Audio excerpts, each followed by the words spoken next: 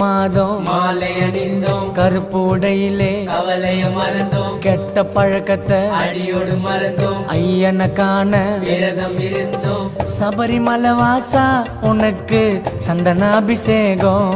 ஐயப்பா 5 மலை அரசா உனக்கு நெய்யில் அபிஷேகம்.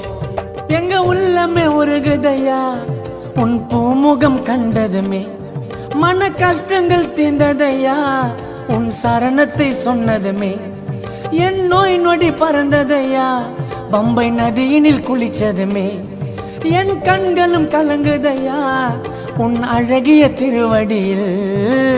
சபரிமலை வாசா உனக்கு சந்தனாபிஷேகம். பாடுங்கோ 5 மலை அரசா உனக்கு நெய்யில் அபிஷேகம்.